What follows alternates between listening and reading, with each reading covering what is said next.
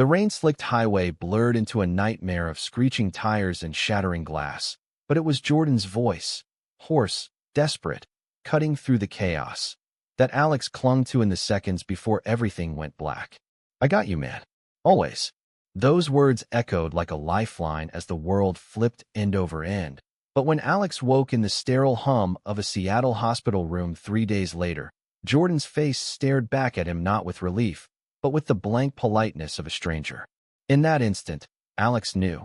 The accident hadn't just stolen Jordan's memories of their shared apartment, their late-night confessions under the Space Needle's glow, or the way they'd mapped out a future together.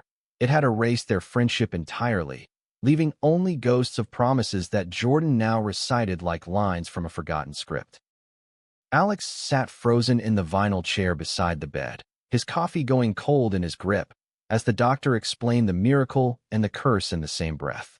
Selective amnesia, she called it, her voice clipped and efficient, the kind of Pacific Northwest directness that left no room for sugarcoating. Jordan remembered his childhood in rural Oregon, the sting of his parents' divorce, even the lyrics to every indie folk song we'd blasted on road trips from Portland to the coast. But the last 5 years? Wiped clean. No trace of the barista job at that hole-in-the-wall cafe in Capitol Hill where we'd first locked eyes over a spilled latte. No recollection of the pride parades we'd marched in, hands brushing in the crowd, hearts pounding with the thrill of something unspoken finally spoken. And worst of all, no memory of me. I forced a smile, the kind that doesn't reach your eyes, because what else could I do? Jordan, my Jordan, with his easy laugh and the freckles that dusted his nose like stars, looked at me now like I was just another face in the parade of well-wishers. "Thanks for being here," he said, his voice steady but distant, extending a hand that felt like shaking with a coworker. "You must be a friend from work or something?" The word friend landed like a punch, twisting the knife deeper. I nodded, mumbling something about mutual acquaintances, my throat tight with the effort of not breaking down right there amid the beeping monitors and the faint scent of antiseptic.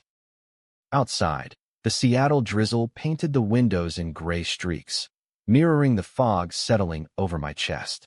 We'd been more than friends for 2 years now, lovers, partners in the quiet, beautiful chaos of building a life in a city that chewed up dreams and spat them out. Jordan had been the one to pull me out of my shell after my own coming-out disaster back in college, when my conservative family in Spokane had cut ties faster than you could say disown. He'd promised me the world that first night, sprawled on my threadbare couch with takeout boxes scattered like confetti. "I'll fight for us, Alex, no matter what." And now, those promises lingered in his mind like echoes, surfacing in odd moments. Phrases he'd murmur in his sleep or jot down in a notebook the nurses found by his bedside. But the us vanished. I spent the next week in a haze of hospital visits and half-truths, coordinating with Jordan's sister, Mia, who flew in from Eugene with her no-nonsense bob and a suitcase full of organic snacks. She was the bridge, the one who filled in the gaps without making it weird, explaining to Jordan that I was, like family, a vague enough label to keep things civil. Mia knew about us, had walked in on enough stolen kisses to get the picture, but she respected the fragility of it all, her hugs fierce and wordless. "Give him time," she whispered to me in the cafeteria one afternoon, her coffee breath warm against my ear. "He's still in there, Alex. Amnesia doesn't erase the heart. It just buries it deep." But time felt like quicksand.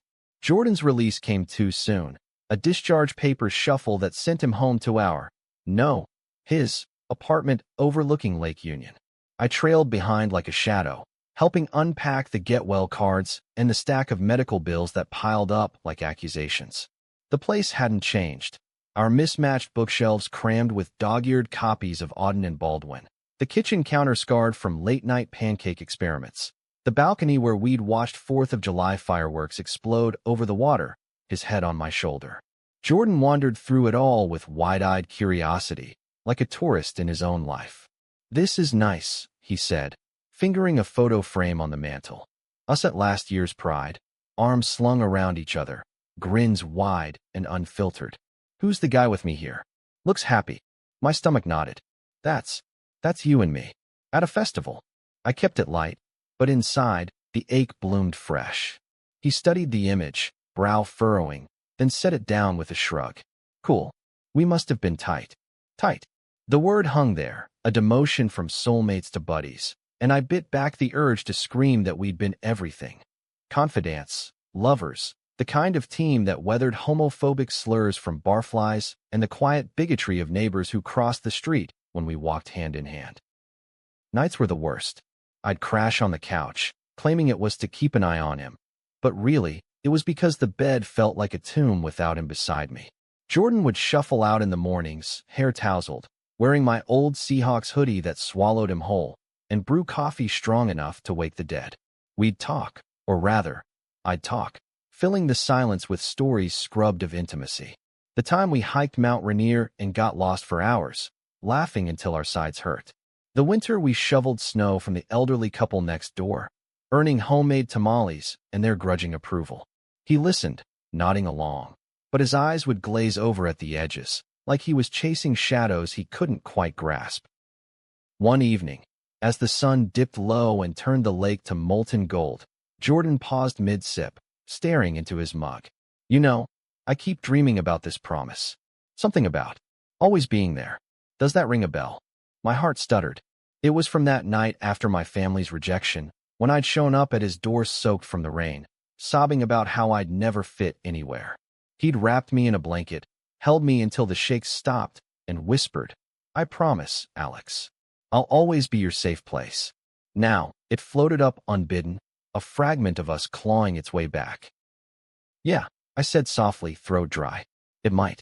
We were close like that. He met my gaze then, something flickering in those hazel eyes. Recognition? Curiosity? It vanished as quick as it came, replaced by a tired smile. Well, whoever I said that to, I hope they know I meant it. The words twisted like a knife, because he had meant it. To me. And in that moment, the weight of what we'd lost crashed down, leaving me hollow. Weeks blurred into a fragile routine. Jordan dove into physical therapy with the determination of someone reclaiming his body, if not his past. Jogs along the Burke-Gilman Trail, where we'd once raced bikes like kids, the wind whipping secrets from our lips. I tagged along, playing the supportive pal, but each shared mile chipped at my resolve. Friends from our circle trickled in. Tyler, the flamboyant graphic designer who'd officiated our unofficial commitment picnic in Discovery Park, bringing graphic novels and gossip. Lena, the trans activist we'd met at a rally, with her sharp wit and stories of fighting City Hall for better shelter access. They danced around the truth, their hugs lingering a beat too long, their jokes laced with inside references that Jordan chalked up to group shorthand. But the cracks showed. At a low-key dinner at our favorite faux spot in the International District, Tyler let slip a remember when you two eloped in Vegas for shits and giggles? A fake story we'd spun to mess with straight friends, but Jordan's fork froze midway to his mouth. Eloped? Like. Married. The table went silent, steam rising from bowls like unspoken regrets. I jumped in, laughing it off as a prank, but Jordan's eyes searched mine, probing for the lie beneath the levity. Later, walking home under the neon glow of Chinatown gates, he stopped short. Alex, level with me. Were we more than friends? The question hung in the humid night air, heavy as the distant hum of traffic. My pulse thundered. This was it, the precipice. Say too much, and I risked shattering the tentative peace. Say too little, and I'd lose him to the void forever. We were, I admitted, voice barely above a whisper. Best friends, yeah? But it was complicated. Deeper. He nodded slowly, processing, then clapped a hand on my shoulder. Brotherly, platonic. Thanks for telling me. Means a lot. No fireworks, no revelation. Just a door cracked open, then gently shut. As autumn leaves turned the city to fire, the misunderstandings piled up like driftwood on Alki Beach. Jordan started dating. Casually, he insisted, through an app Mia had downloaded to get him back out there. His first date was with a guy named Ryan, a tech bro from Bellevue with a jawline like a Marvel hero and opinions on everything from craft beer to queer theory that sounded rehearsed. I met him at a coffee shop pickup, forcing politeness as Jordan beamed, oblivious to the way my fists clenched under the table. He's great, right? Keeps things light. Light. That's what I wasn't anymore, burdened by memories he couldn't share. Jealousy gnawed at me, ugly and unfamiliar, twisting into resentment. Why him? Why now, when fragments of us kept surfacing? Like the time he found our shared Spotify playlist and hummed along to First Day of My Life, without knowing why it made his chest ache. Or the evening he traced the tattoo on my wrist, a tiny needle and thread, inked together after a bad breakup for him, and murmured, "I think I did this for someone important." Each glimpse was a tease, a promise of reclamation that never fully arrived. The real storm hit during a family visit. Jordan's mom, Evelyn, arrived from Oregon with her floral casseroles and Bible verses tucked under her arm like ammunition. She'd always been the tolerant type, tolerated my existence in Jordan's life with stiff smiles and questions about my line of work, but post-accident, her prejudices sharpened into something feral. Over pot roast in the living room, she cornered me while Jordan napped off his pain meds. "I don't know what hold you had on my boy before, Alexander, but he's starting fresh now. Clean slate. No more of that lifestyle confusion." Her words dripped venom, the kind honed from years of church potlucks and whispered judgments. I stood there, plate in hand, feeling the old wounds reopen, the same disdain that had driven a wedge between me and my own blood. That night, the argument erupted like thunder over the sound. Jordan overheard her parting shot from the hallway, "Keep him away from those influences," and confronted her, his voice rising in a way I'd never heard, raw and unfiltered. "Mom, if Alex is family, then back off. I remember enough to know he's good." She left in a huff, tires squealing into the rain, and Jordan turned to me, exhausted but fierce. "I don't get it all yet, but I know you stuck around. That counts." It was the closest we'd come to bridging the gap, his hand lingering on mine a second too long, sparking something electric. But the high faded fast. Ryan escalated things, inviting Jordan to a weekend in the San Juans, ferry rides, kayaking, the works. I bowed out gracefully, or tried to, but the emptiness hit like withdrawal. Alone in the apartment, I pored over old photos, tracing the arc of us, the shy glances at that cafe, the first kiss in Golden Gardens under a meteor shower, the quiet vows exchanged on New Year's, fireworks popping like champagne. We'd promised forever, against the odds, against families that saw our love as a phase, against a world that still side-eyed two guys building a nest in a one-bedroom. And now, I was the ghost haunting my own life. The breaking point came on a crisp November morning. Jordan returned from the islands tanned and distant, Ryan's cologne clinging like betrayal. He found me on the balcony, nursing a hangover from too much whiskey and what-ifs. "Alex, we need to talk." His tone was gentle, the kind reserved for letdowns. He sat beside me, the space between us a chasm. "This thing with Ryan. It's fun, but it's not clicking. And being around you, it's like, there's this pull. Like I know I promised you something big once." He pulled out his notebook, pages filled with scribbled fragments. "Safe place. Fight for us. Always." Tears pricked my eyes, unbidden. "You did. You promised me everything, Jordan. And I believed you." The words tumbled out then, the full story. Our love, the accident's theft, the agony of loving a stranger who wore your lover's face. He listened, silent, his hand finding mine in the chill air. When I finished, hoarse and spent, he didn't pull away. Instead, he leaned in, forehead to mine, breath mingling. "I'm sorry for forgetting. But those promises? They're coming back. And I think I want to keep them." It wasn't a full return. Not yet. Therapy sessions followed, grueling hours with a specialist in traumatic brain injury who specialized in queer couples, unpacking the layers of loss and rediscovery. Mia became our anchor, hosting game nights where laughter chipped away at the ice, Tyler and Lena weaving in tales that sparked flickers in Jordan's eyes. Prejudices lingered. Evelyn's calls grew sporadic, laced with passive-aggressive concern, but Jordan stood firm, his voice gaining strength. "This is my life, Mom. Our life." Winter thawed into spring, and with it, the slow bloom of us. Walks turned to hand-holding, tentative at first, then sure.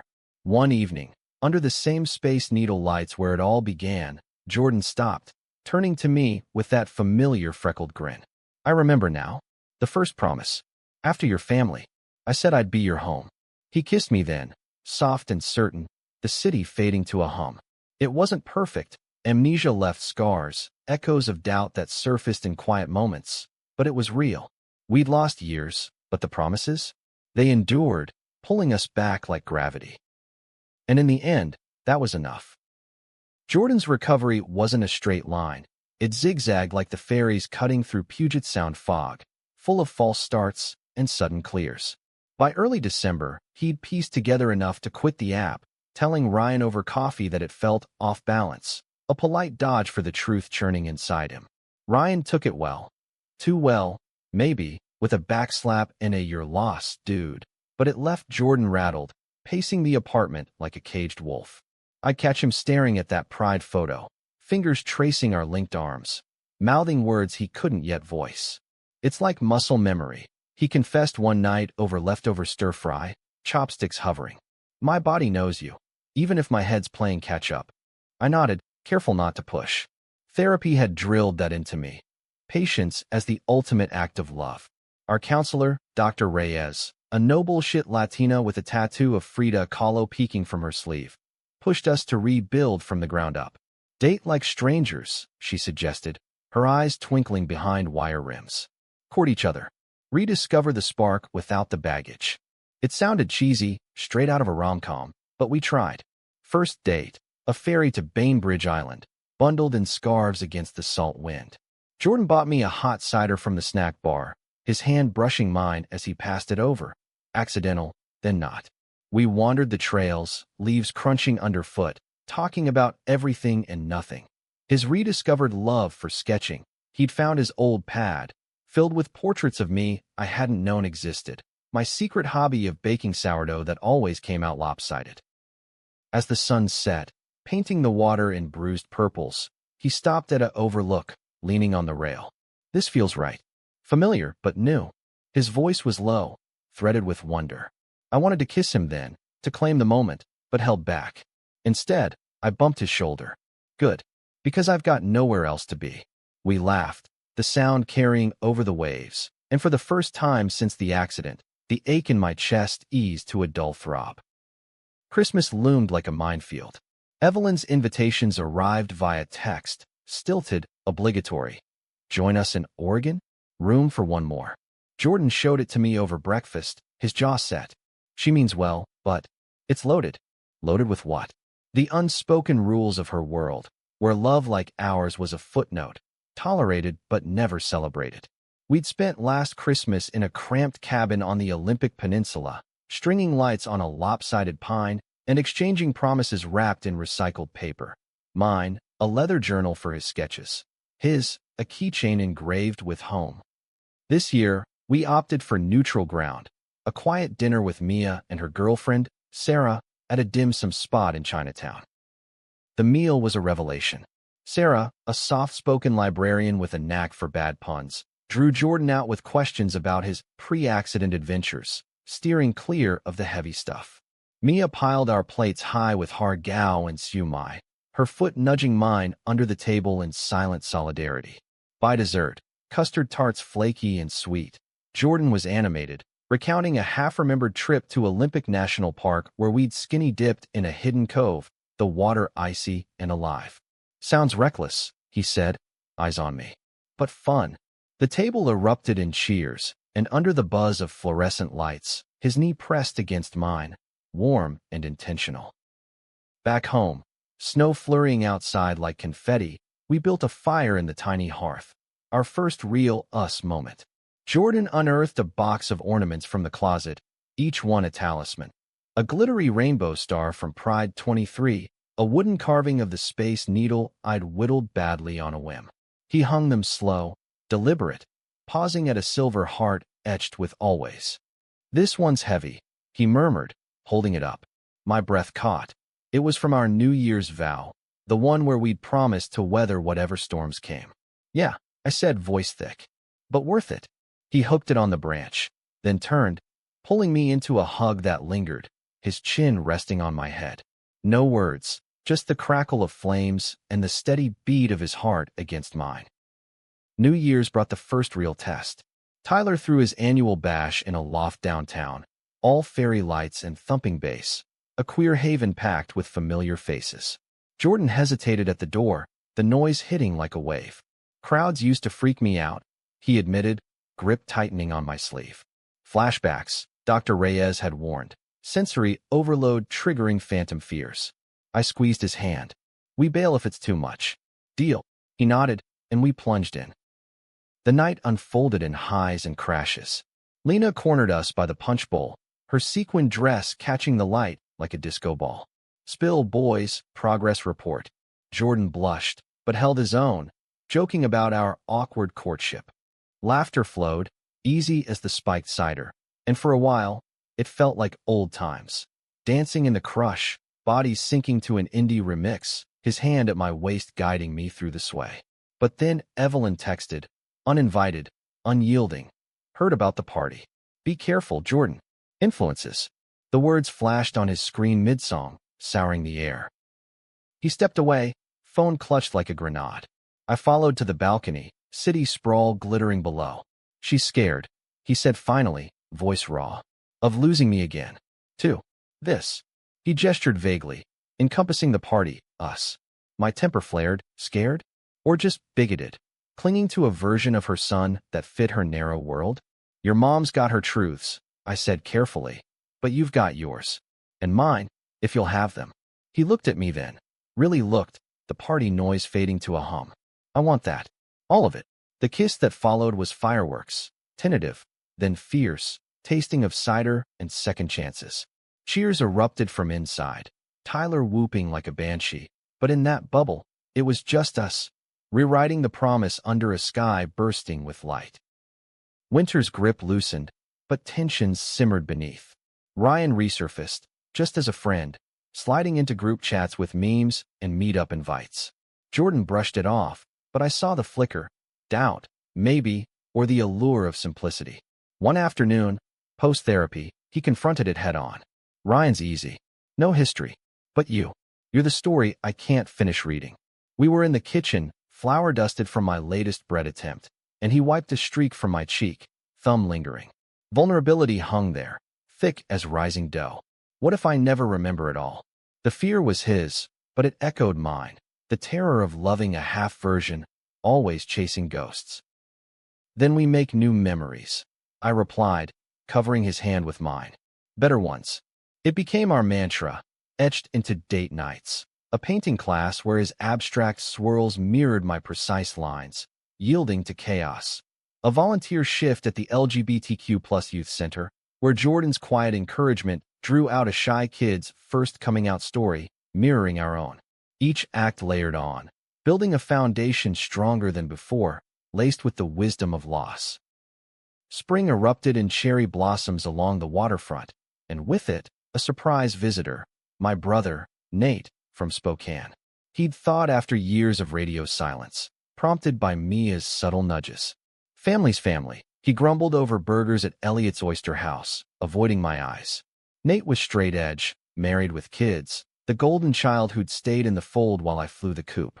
His presence stirred old dirt, holidays where I'd been the invisible gay kid, prayers whispered for my salvation.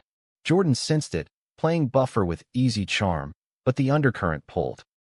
Dinner devolved into a minefield when Nate, buzzed on IPAs, let slip. Mom still asks about you. Says you're finding yourself out here. The condescension landed like a slap. I pushed back, voice steady. Tell her I'm found. Happy. Love. Jordan's hand found my knee under the table, anchoring. Nate blinked, processing, then muttered, "Good for you, man." It wasn't absolution, but a crack, enough for tentative texts to follow, olive branches in emoji form.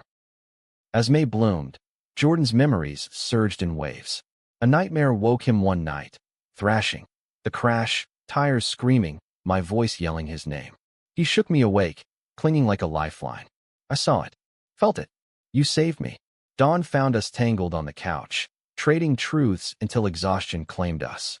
The next day, he sketched the scene, not the wreck, but us post-hospital, my hand in his.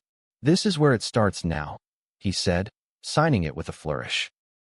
Summer teased with longer days, and we chased it. Road trip to the coast, windows down, playlist blasting our old favorites.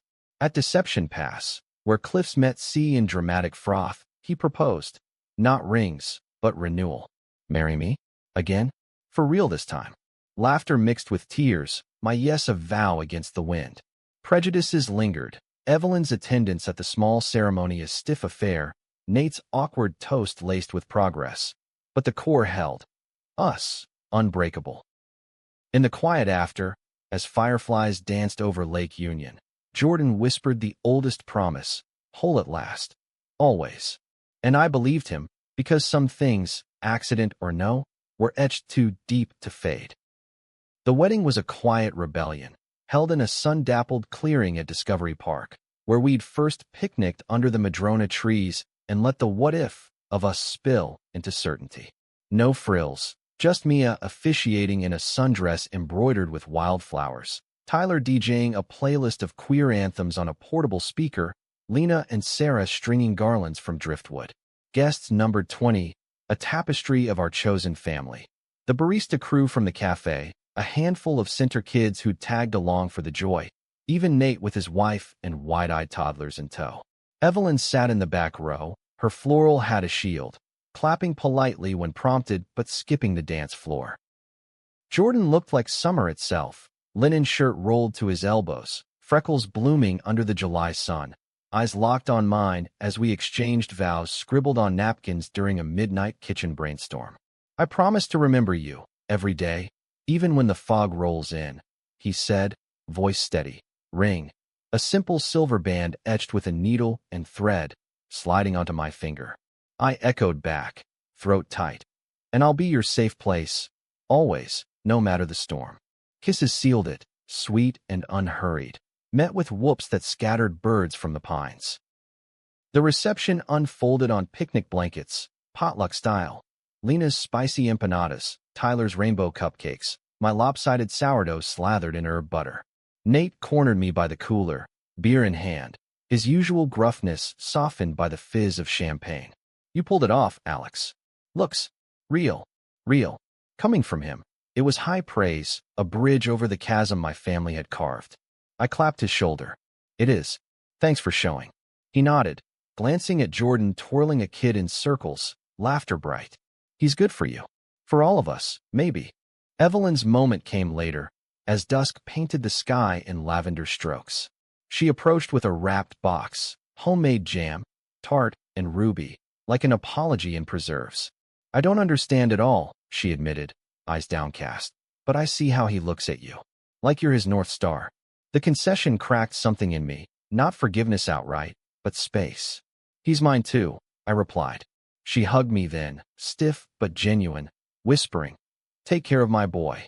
Jordan joined us, arm around her waist, the three of us a fragile triad under the emerging stars.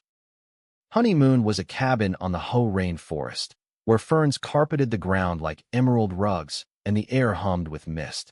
We hiked hand in hand, the patter of rain on leaves a soundtrack to rediscovery. Nights by the fire, Jordan sketched me reading Baldwin by lantern light, his lines capturing the curve of my jaw, the laugh lines we'd earned. You're my muse, he teased, but his eyes held reverence. Lovemaking was slow, reverent, no rush, just the map of bodies relearning trust. Mornings brought coffee in bed, promises murmured into skin. This is us whole. Back in Seattle, life settled into a rhythm laced with challenges. Jordan's job hunt landed him at a graphic design firm in Pioneer Square, commuting by light rail past the fish market's briny chaos.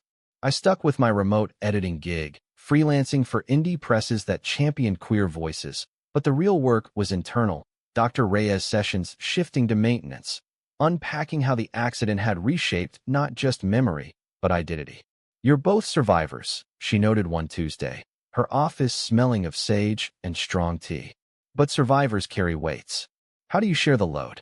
The answer came in small acts. Jordan joining a support group for brain injury folks, his stories inspiring a quiet dad from Tacoma to open up about his own hidden bisexuality. Me, volunteering more at the center, mentoring a teen wrestling with family rejection, echoing my younger self. Together, we hosted dinners, queer potlucks where stories flowed like wine, prejudices aired and dismantled. One night, a neighbor who'd once averted eyes invited us for block party pie, her curiosity blooming into alliance after hearing Jordan's tale. But shadows crept in autumn's chill. Fragments of memories surfaced unbidden, not all sweet. A fight we'd had pre-accident, over my reluctance to go public at a family reunion, his hurt raw as, "Do you ever think I'm ashamed?" The recollection hit during a trail run along Green Lake, leaving him winded, bent double. "I pushed you too hard," he gasped, guilt etching lines on his face. We sat on a bench, joggers blurring past, and I laid it bare. We were young, messy, but we grew. His nod was slow, but the kiss that followed, fierce, affirming, sealed the lesson.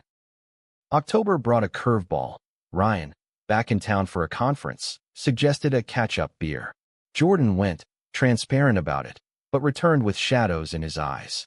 He asked if I'd ever gone straight post-wipe. He recounted over tea, voice laced with disgust. Like amnesia fixed me. The casual bigotry stung, a reminder of the world's casual cruelties. We talked it through till midnight, his head in my lap, my fingers combing his hair. "You're fixed on me," I murmured, half joke, half prayer. He chuckled, pulling me down. "Damn right." Thanksgiving tested the family fault lines anew. We alternated. Nathan spoke in first, a spread of turkey and tension where my sister-in-law's questions veered from polite to probing. "So, how'd you two meet? Was it instant?" Jordan fielded with grace, his hand under the table a steady pulse. Evelyn's turn was cozier, her Oregon home strung with lights, but the undercurrent hummed. Grace said with extra fervor, eyes flicking to our joined hands. Mia bridged it, her toasts to found families, landing like lifelines. By pie, Evelyn shared a story, her own youthful crush on a woman, buried under convention, and the air lightened, a step toward understanding. Winter holidays doubled down on joy. Hanukkah lax with Lena's family, a hybrid Kwanzaa Christmas Eve with Tyler's crew, our tree a riot of ornaments old and new. Jordan's latest gift, a custom sketchbook, cover embossed with Our Story, Volume 2. Inside, blank pages waited, an invitation to fill them together. As snow blanketed the city, we curled on the couch, his sketchpad open to a drawing of the wedding. Us under the trees, vows mid-air like fireflies. "This is the best part," he said, tracing the lines. The now, and in that warmth, with the lake's lights twinkling beyond, I knew he was right. Promises kept weren't just remembered, they were lived, one heartbeat at a time.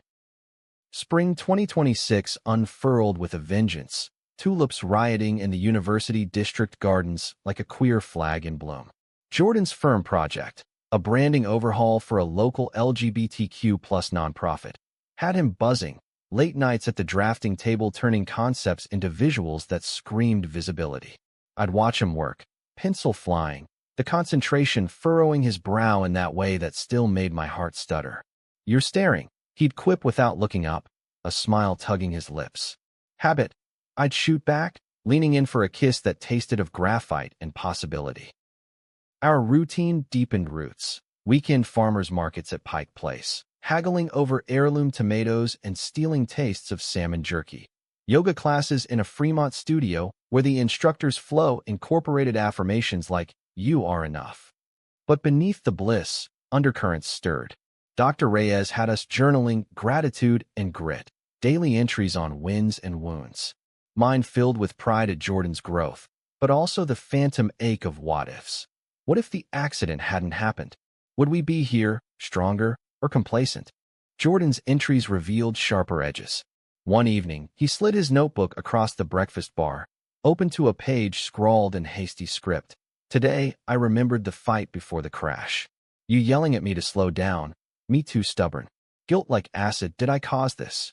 I read it twice, chest tight, then closed the distance. The road was slick. Black ice. No one's fault but fate's. He shook his head, eyes stormy. But I drove. I forgot us because of me. The self-flagellation was new, a byproduct of reclaimed memories turning inward like thorns.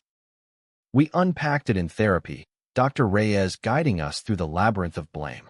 "Amnesia isn't punishment," she affirmed, her voice a steady drum. "It's a detour. Use it to reroute stronger. Homework, a forgiveness ritual. Write letters to our past selves, burn them in the balcony fire pit. Mine went up in sparks first. Dear pre-accident Alex, stop hiding your fears.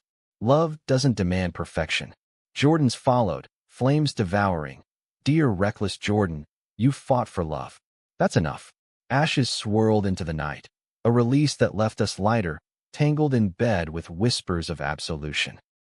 Summer hummed with heat waves and milestones. Jordan's designs launched at a gala in the Olympic Sculpture Park, sculptures gleaming under string lights as donors toasted empowerment through art. He shone, speech stumbling only once. This is for the stories we forget and the ones we fight to remember, drawing me on stage for a kiss that elicited cheers and a few raised eyebrows from conservative backers. Later, in a quiet corner by the Eagle, he confessed, scared me, up there. But with you? Worth it. My own ripple came via email. An offer to edit a memoir by a trans elder, stories of Stonewall-era grit intersecting with modern fights. It felt like destiny, a nod to the center work, and Jordan celebrated with a surprise weekend in Portland. Food carts, Powell City of Books, a hotel room overlooking the Willamette where we danced to vinyl spins of Old Soul. To your chapters, he toasted with Pinot Noir, clinking glasses. But the trip unearthed his own buried tension, a stop at his childhood home, now rented out, stirring flashes of isolation, closeted teen years, a father's absence, a mother's conditional love. I built walls, he admitted on the drive back, hand on my thigh. You tore them down. Don't stop. Fall brought unexpected conflict. Tyler's engagement to his boyfriend, Marco, a whirlwind architect with a laugh like thunder. Their wedding planning sucked us in, venue scouting at Butcher Gardens, cake tastings that devolved into flower fights. But envy crept for Jordan, subtle as fog. What if we hadn't waited? What if the accident stole our big day too? It surfaced during a fittings run, him staring at his reflection in a rented tux, eyes distant. We have our day, I reminded, adjusting his collar. Every day. The real clash brewed with Evelyn. Her birthday invite arrived laced with ultimatum, family only. No drama. Translation, leave the lifestyle at the door. Jordan bristled, phone nearly cracking in his grip. After the wedding? Now this. We debated, go and confront, or skip and simmer. Mia mediated via call, her voice exasperated. She's testing boundaries, Jordy. Push back with love. We chose the former, driving south with a cooler of her favorite Pinot and resolve steeled. The party was a spread of relatives in cardigans, small talk skimming politics and grandkids. Evelyn pulled Jordan aside early, her whisper carrying. That ring. It's serious, then? He nodded, firm. Dead serious, Mom. Alex's family. The ripple spread. Aunts shot glances, uncles cleared throats. Dinner devolved when a cousin, beer loose, quipped. So, who's the bride? Laughter died fast under Jordan's glare. Partners. Equals. I jumped in, light. And I make killer pie, so points there. The table thawed, marginally, but Evelyn's toast later held steel. To family, as God intended. Hurt flashed in Jordan's eyes, but he raised his glass. To family, as we choose. Drive home was silent at first, then cathartic, tears and rants purging the bile. She's never gonna get it fully, he said, hand in mine over the console. But I do. We do. Parked at a viewpoint overlooking the Columbia Gorge, we reclaimed the night. Stars wheeling overhead, bodies pressed close in the back seat, reaffirming vows in gasps and grips. Dawn found us renewed. The gorges missed a metaphor for cleared air. Winter wrapped us in coziness. Holiday markets at the Armory, mulled wine steaming, Jordan sketching caricatures for buskers.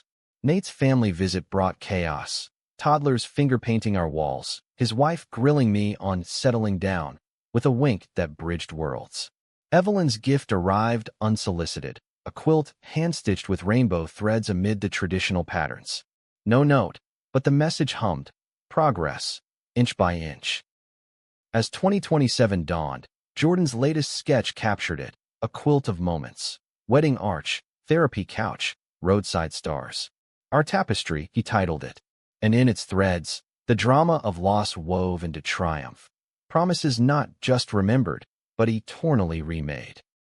The new year carried momentum, but life's underbelly doesn't stay buried long. February hit with a flu bug that floored Jordan, Fever dreams dredging up accident shards. Tires, screams, my face bloodied in the dash light. He woke thrashing, calling my name like a curse, and for days, touch felt foreign, his skin crawling with phantom pain. It's like reliving the erasure, he confessed, bundled on the couch amid tissues and broth. I played nurse, reading aloud from his sketches inspirations, Baldwin's essays on love's endurance, until sleep claimed him, my vigil a silent vow. Recovery overlapped with a work crunch. The nonprofit's expansion demanded Jordan's visuals for a national campaign, deadlines looming like storm clouds. Sleepless nights followed, him hunched over his tablet, me editing chapters till my eyes burned. Tension simmered, snapped words over forgotten groceries, silences heavy as unsaid apologies. One midnight, it boiled over. "You treat me like I'm broken," he hurled from the kitchen, mug slamming down. I fired back, raw. "And you shut me out like I'm the reminder." The apartment echoed with it, hurt hanging thick. Dr. Reyes called an emergency session, her office a sanctuary of diffused light and chamomile. "This is grief's echo," she diagnosed, handing us tools, time check-ins, I feel statements to defuse minds. Homework, a reset date, no agendas, just presence. We chose the aquarium, threading through jellyfish glow and shark tunnels, his hand finding mine amid the blue hush. "Sorry for the wall," he murmured by the otters, their play a mirror. Scared of leaning too hard. I squeezed back. "Lean.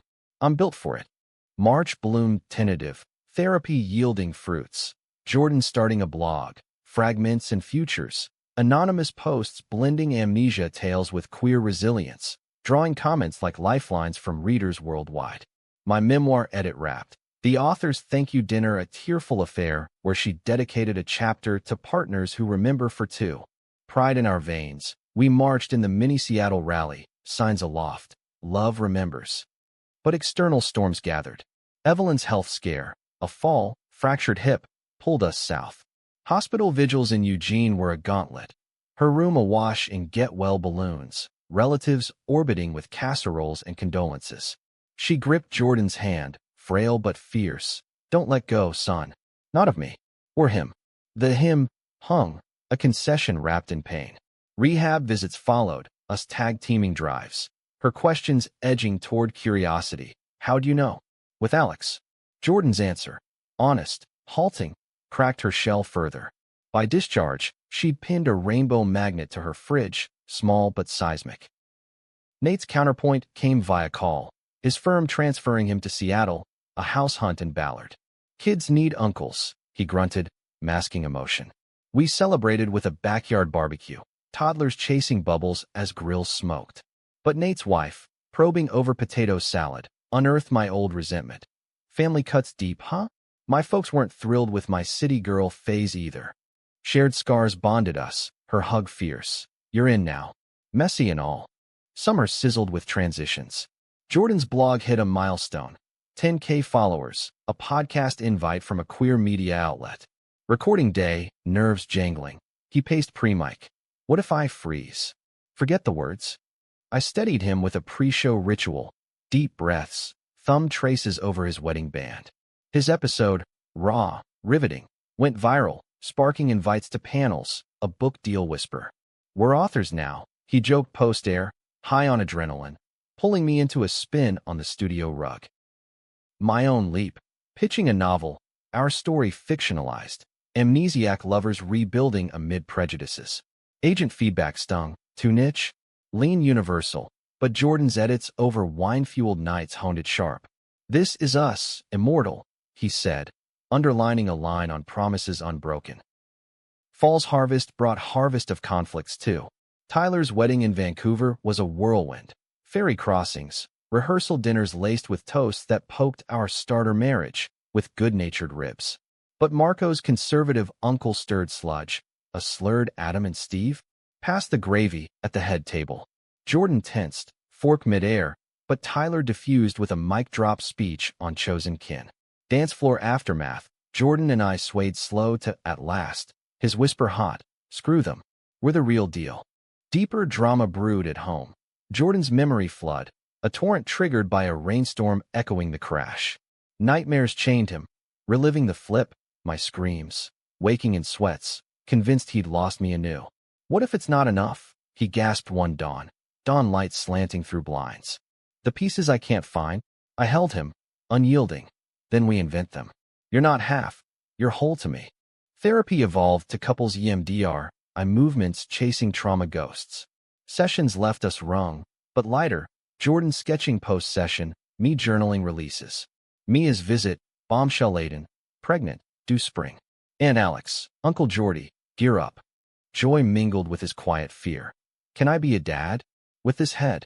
We tabled it, focusing on now, baby shower planning as therapy, dreams deferred but dreamed. Winter's hush amplified intimacies. Ice skating at the center house, falls into laughter, New Year's under the needle, resolutions whispered as countdowns chimed. Jordan's book deal solidified. Echoes of us. Memoir meets manifesto, my novel agent, queries flying. As snow melted to promise, a letter arrived. Evelyn, inviting us for Easter, with questions, not judgments. The envelope trembled in Jordan's hand, hope and wariness twinned. Ready? I asked. His nod, sure. With you? Always. In that perpetual spring, our drama, love's tangle of forget and forgive, unraveled to beauty, threads weaving a life unchained. The Easter visit to Eugene unfolded like a cautious waltz, each step measured against old rhythms. Evelyn's home smelled of lamb roasting and hyacinths blooming on the sill, a far cry from the tension of past gatherings. She greeted us at the door with hugs, Jordan's enveloping, mine tentative then warm, her eyes crinkling at the corners. Come in, boys. Table's set. No qualifiers, no side eyes. Just the clink of china and the sizzle of carrots and butter. Mia arrived with Sarah and the bump of impending motherhood, diffusing any awkward pauses with ultrasound pics and baby name debates. Dinner hummed with surface ease, weather chats, Jordan's blog anecdotes, my novel pitch nerves, but Evelyn's questions simmered beneath. Post-pie, as crumbs dusted plates, she cleared her throat. I've been reading, after your pieces, Jordy. About choices. Love. Her voice wavered, hands twisting a napkin. I was wrong. Scared. But seeing you too, it's real. Holy even. The admission landed soft, a petal in wind. Jordan teared up, squeezing my knee. I nodded, words failing. Welcome to it, Mom, he said simply. She joined us for a walk that evening, arms linked, the Willamette murmuring forgiveness. Back in Seattle, the thaw rippled outward. Nate's move cemented our patchwork family. Sunday suppers in his Ballard fixer-upper, kids smearing paint on easels Jordan gifted, his wife and I swapping recipes laced with life hacks. You're the cool uncle, she teased Nate, who grumbled but grinned, his old walls crumbling under toddler hugs. Jordan's book tour kicked off modestly, a reading at Elliott Bay Books, shelves groaning with tomes as fans queued for signatures. Nerves hit pre-event. He paced the green room. Ty askew. What if they see the gaps? I straightened his collar, echoing our ritual. They see the strength. The house packed, queer elders nodding to his words, a teen clutching her copy like talisman. Q&A delved deep. How do you rebuild trust? A pause, then, one promise at a time. With him anchoring. Spotlight swung my way, applause thundered. Post-signing, over late-night ramen, he beamed. We did that. My novel sale followed. A quiet indie press, cover art a stylized needle threading memories. Launch party at the cafe where we'd met. Latte art hearts swirling as guests toasted to stories that stick. Jordan's dedication read in my voice. For the one who forgot, but never let go. Tears flowed, his among them. Our kiss amid cheers a full circle nod. Summer's heat wave tested endurance. Wildfires smoking the horizon, air thick with ash. We evacuated briefly to Mia's, the drive tense with radio alerts. Confinement bred closeness. Board games turning confessional. Sarah's pregnancy glow inspiring Jordan's sketches of future playdates. Uncle Life, he mused, shading a crib scene. Think we'd be good? The question hung, loaded with his unspoken dreams. The best, I affirmed, though my own fears whispered, of gaps in his recall affecting fatherhood, of my scars from family fracture. Fall's equinox brought clarity. Dr. Reyes graduated us, her parting gift a jar of affirmation stones. Smooth pebbles etched with resilient, whole. You're not fixed, you're forged, she said, hug fierce. We marked it with a hike to Rattlesnake Ledge, summit views sprawling like conquered doubts. At the peak, wind whipping, Jordan dropped to one knee. Not proposal, but pledge. A vow renewal, rings exchanged anew under cirrus skies. For the us we'll always build, he said, slipping mine on. My response, etched in heart, and the promises that bind. Winter wove wonders, Mia's baby shower, Jordan crafting a mobile of sketched stars. Nate's promotion bash, his speech name-dropping my brother-in-law's killer pie. Evelyn's visit, her first to our place. Unpacked boxes of Jordan's childhood treasures, stories spilling like cider. His first crush on a neighbor boy, hushed and hurried. I get it now, she whispered, quilt draped over knees. The hiding, the heart. As 2028 dawned, Mia's son arrived. Tiny, squalling, named Elias after a forgotten uncle. Hospital waiting was a vigil of vending machine coffee and shared hopes. Jordan holding the bundle first, softening his features. He's perfect, he breathed, passing to me. In that bundle's grip on my finger, futures clarified. Jordan's book hit shelves nationwide, tour expanding to coasts, New York readings in indie shops, LA panels with activists echoing our center days. I tagged along where work allowed, our hotel nights a blur of city lights and low talks. This life, it's more than I dreamed post-crash. My novel's reviews trickled praise, a tender gut punch on love's fragility, fueling a sequel seed. Spring's renewal mirrored our arc.